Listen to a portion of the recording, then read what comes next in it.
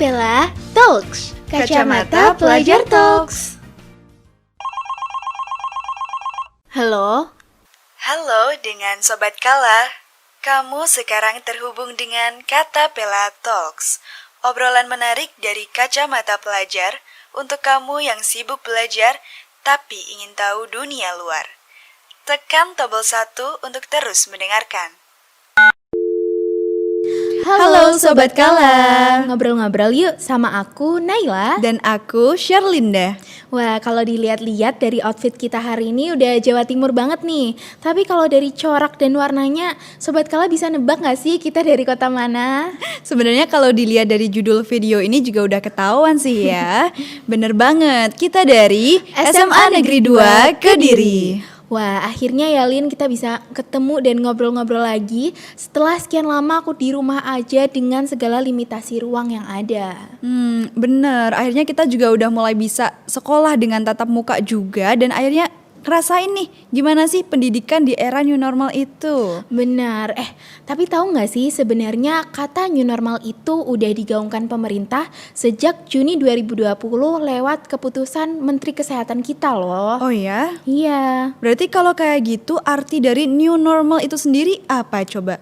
Jadi arti dari new normal kalau setahu aku ya adalah adaptasi dan perubahan tatanan gaya hidup baru yang dilakukan supaya masyarakat Indonesia kita ini tetap bisa hidup produktif di tengah pandemi gitu. Oke, jadi sejak dulu waktu kita masih pembelajarannya full daring itu juga udah bisa disebut dengan pendidikan era new normal ya. Bener banget. Oke, kalau gitu akan banyak nih yang kita bahas hari ini. Mulai dari suka duka online school, terus sistem hybrid PTM.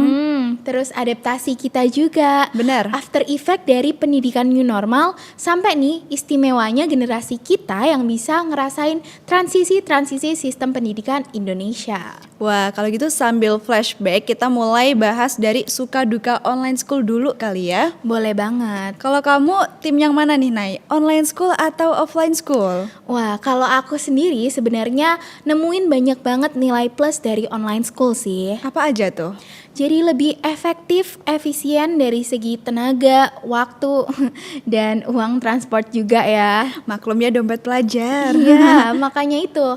Kalau kamu sendiri gimana, Lin? Aku tim offline school abis nih anaknya. Widih, kenapa tuh? Karena yang pertama pastinya dijelasin guru saat tatap muka tuh jauh lebih mudah pahamnya kan. Terus yang kedua aku juga butuh nih memori masa-masa SMA aku yang udah hampir 2 tahun ini terhalang corona. Waduh, sedih ya. Terus yang ketiga tetap aja sih ya, kalau aku ikut offline school tuh sakunya jadi lebih banyak. Oke, tapi kayaknya udah cukup nih kita ketawa-ketawanya, receh-recehnya. Saatnya kita untuk ngebawain topik dan problematika yang lebih serius tentang pendidikan di era new normal untuk Sobat Kala sekalian. Oke, kayaknya problematika yang kita rasain ini salah satunya yaitu kurang meratanya fasilitas penunjang pembelajaran, ya nggak sih? 100. Nah, itu dia. Sayangnya di negara kepulauan kayak Indonesia ini masih ada beberapa daerah yang belum terfasilitasi dengan baik oleh internet dan device yang memadai. Kebayangkan susahnya teman-teman kita harus mengejar cita-cita di tengah keterbatasan yang ada. Iya, makanya itu adalah salah satu alasanku kenapa aku lebih sreg gitu kalau pembelajaran dilaksanakan menggunakan sistem tatap muka. Karena kerasa lebih sama rata gitu jadinya. Benar, bahkan yang aku baca-baca kemarin nih, WHO dan UNICEF itu sempat mendorong Indonesia untuk segera melaksanakan pembelajaran tatap muka juga loh. Wah, itu mungkin karena memang saking vital atau saking pentingnya pendidikan di era new normal ini tetap dilaksanakan ya. Karena mengingat itu penting untuk perkembangan suatu generasi. Benar. Dan memang selama online school ini kan banyak banget tuh hambatan di dunia pendidikan. Tapi ya memang mau bagaimana lagi ya, kondisinya masih seperti sekarang ini. Dan akhirnya ada tuh salah satu inovasi yang mendukung pembelajaran di era new normal ini. Salah satunya adalah sistem hybrid learning. Wah. Ayo Sobat Kala, ada yang tahu nggak sistem hybrid learning itu apa? Aku tahu. Oke, jelasin Naila. Oke, jadi setahu aku nih ya, hybrid learning system itu adalah pendekatan yang dilakukan oleh pemerintah kita di mana siswa-siswinya itu bisa memilih nih antara pembelajaran offline atau online. Jadi bisa disesuaikan dengan kondisi masing-masing gitu.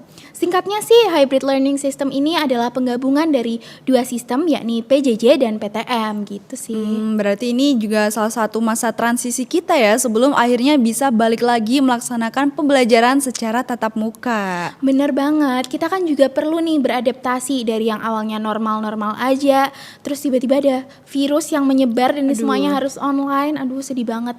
Tapi alhamdulillahnya, bersyukurnya kita udah mulai kembali ke kehidupan normal nih yang kita sebut dengan era new normal itu sendiri. Iya, dan nantinya ya aku harap semoga nanti kita udah bisa melakukan aktivitas 100% tatap muka gitu, dan pandemi please segera lenyap dari dunia ini. Amin. Wah, tapi ngomongin after effect nih, aku punya after effect juga nih dari pendidikan di era new normal. Oke, coba jelaskan. Oke, kalau yang aku rasain nih ya, kita jadi punya kemandirian belajar dan kesadaran bahwa pendidikan itu penting dan vital gitu kan. Selain itu kita juga punya self control yang lebih baik karena kita kan harus membatasi diri kita sendiri nih. Kapan waktunya main, kapan waktunya belajar gitu. Wah, berarti kalau berdasarkan penjelasan kamu tadi, yang aku tangkep generasi kita tuh punya privilege lebih gitu dibandingkan dengan generasi yang lain, ya nggak sih? Benar, privilege kan kalau zaman sekarang nih lagi sering-seringnya ngomongin pentingnya privilege ya. Nah, Sobat Kala jangan sedih, kita semua punya privilege kok. Salah satunya kita tuh udah dikasih kesempatan lebih sama Tuhan untuk bisa ngerasain berbagai dampak dari sistem pendidikan yang udah terlaksana di Indonesia kemarin nih. Kedepannya harapannya semoga ya generasi kita bisa nih bikin sistem pendidikan yang paling optimal, paling bagus deh pokoknya. Amin. Dan kalau ngomongin privilege ya, privilege yang aku rasa dan ini merupakan poin plus juga loh dari pendidikan era new normal itu, generasi kita jadi makin adaptif dan makin melek teknologi kan. Waduh, iya sih benar. Dan generasi kita tuh punya tantangan nih untuk membangun kreativitas di bidang teknologi yang nantinya bisa majuin dunia pendidikan. Wah iya nih, ngomongin tantangan itu persis banget sama yang dibilang Bapak Nizam kemarin.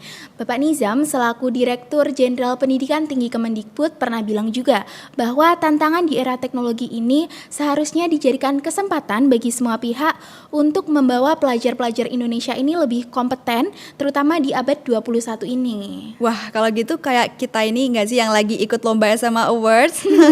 Kita kan membangun kreativitas tanpa batas dengan memanfaatkan teknologi yang ada. Benar. Tapi ngomongin teknologi ya, mau secanggih apapun teknologi, kalau menurut aku tetap gak ada sih yang bisa gantiin peran guru dan tenaga pengajar. Karena menurut aku pembelajaran itu bukan sekedar pengetahuannya aja, 1 + 1 sama dengan 2 gitu kan. Bener-bener. Tapi juga tentang penyaluran nilai-nilai nih, kerjasama dan kompetensi antara guru dan muridnya itu. Bener, berarti mau gimana pun sistem, metode, dan keadaannya, pendidikan tuh tetap penting gitu ya untuk dijalankan. Iya, bener banget. Dan kita sebagai pelajar nih Sobat Kala juga harus punya visi dan kemauan yang sama untuk bisa nerapin sistem pembelajaran yang optimal, terus akhirnya kita nanti bisa ngerasain hasil yang optimal, yang maksimal gitu. Amin deh. Oke, kalau gitu yuk kita buktiin kalau misalnya generasi kita ini adalah generasi yang adaptif di segala situasi dan juga hambatan-hambatan dan perubahan-perubahan di depan mata kita ini bukan jadi suatu penghalang untuk kita terus berkembang gitu. Bener, kalau gitu Sobat Kala dan semuanya semangat kita para pejuang pendidikan di era new normal ini. Oke, terima kasih sudah menyaksikan dan mendengarkan podcast Katapela Talks kali ini. Sampai jumpa Sobat Kala.